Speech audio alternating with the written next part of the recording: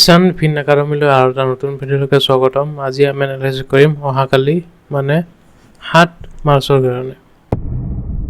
এতিয়া যোৱাকালি আমি ভিডিঅ'টোত এটা কথা জনাইছিলোঁ, যদি মাৰ্কেটে 100 পইণ্টছৰ গেপ আপ মাৰে তেনেহ'লে কি হ'ব, আমি 550 লৈকে যাব পাৰিম বুলি। গেপ আপ মাৰিলে হয়, কিন্তু মাৰ্কেটে অলপমান অপাৰেটৰ্ছে গেম খেলি দিলে, লগে লগে তলত লৈ আহি পেলাই এনেকৈ দেখালে যেন ব্ৰেকডাউন হ'ব। ব্ৰেকডাউন হোৱাৰ পিছত ব্ৰেকডাউন হৈ পেলাই চবৰে ষ্টপ লছ হিট কৰি পেলাই লাহে লাহে ওপৰত যাব ধৰিলে। আজি মাৰ্কেটত বহুত পজিটিভ নিউজ আছিল, যেনেকৈ ৰিলায়েন্স OMCৰ কাৰণে, কাৰণ ক্ৰুড অইল 3% ডাউন আছে। তাৰপিছত RBI এই ষ্টিমুলাছ আহিছে। চ' এইবোৰ বহুত নিউজ আছিল, যিবোৰ নিউজ একচুৱেলি বেংক নিফটিক আজি ওপৰত উঠাব লাগিছিল, বাট বেংক নিফটিক উঠোৱা নাই।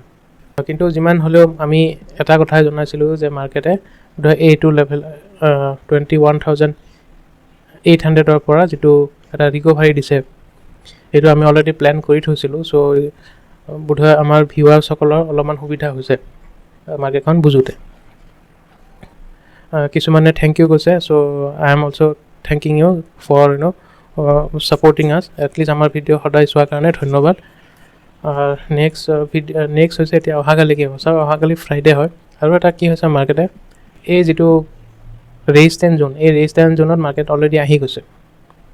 আজি যদি 600লৈকে গুচি গ'ল হয়, তেনেহ'লে কি হয়, মাৰ্কেটৰ আৰু অলপমান বুলিছনেছ পিছলৈকে আহিল হয়। বাট এগেইন 500 যিহেতু আছে, চ' অহাকালি কি হ'ব, ৰেঞ্জ বাউণ্ড ডে মোৰ লাগি আছে।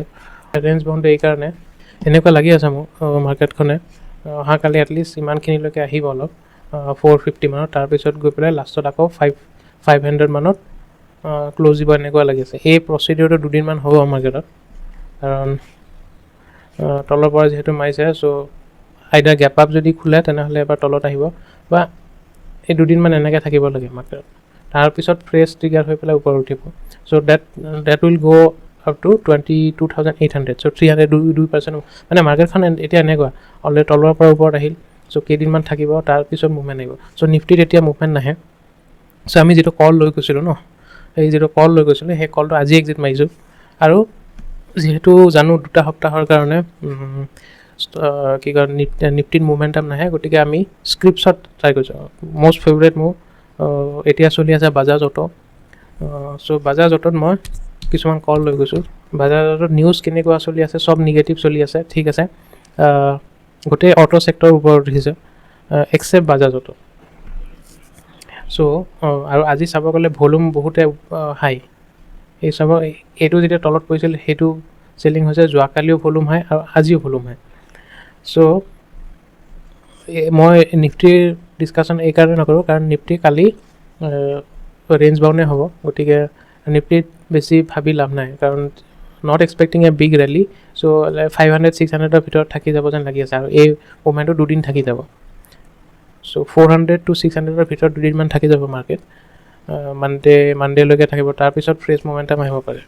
কিন্তু যিহেতু আমি অলপমান ট্ৰেডিং ফ'কাছ কৰি আছোঁ, গতিকে বাজাজ অটো মই ভাল লিখি আছোঁ। নাজানো এইটো এনালাইচিছ কৰাটো শুদ্ধ হয়নে নহয়, কাৰণ কিছুমান CP গাইডলাইন আছে।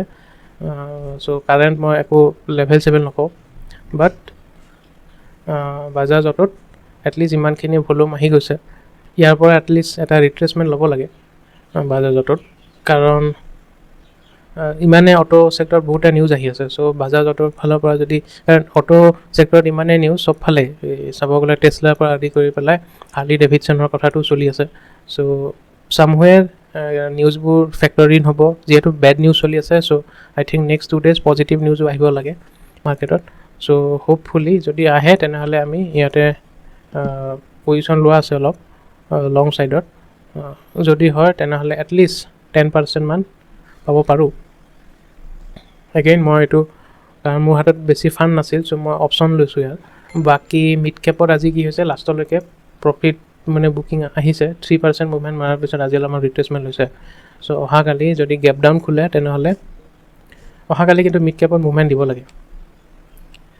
মিড কেপত যদি মুভমেণ্ট দি দিয়ে, চ' হায়াৰ ৰেঞ্জ 11,400লৈকেও যাব পাৰে এইটো মিড কেপ। এতিয়া কি হ'ব, এনেকৈ এইটো যিহেতু তলত আহি আছে ন, এনেকৈ এতিয়া ফাৰ্ষ্ট এই হৈ পেলাই অলপমান গৈ পেলাই ওপৰলৈকে যাব এনেকৈ চ' ৰিভাৰ্চেল এনেকৈ আহিব চ' ইমানখিনিয়ে আৰু বেংক নিফটি কি হৈ আছে বেংক নিফটি আজিকালি ইণ্ডেক্স মেনেজমেণ্টৰ কাম চলি আছে বেংক নিফটি একচুৱেলি ভাল মোমেণ্টাম দিব লাগিছিল আজি কিন্তু নিদিলে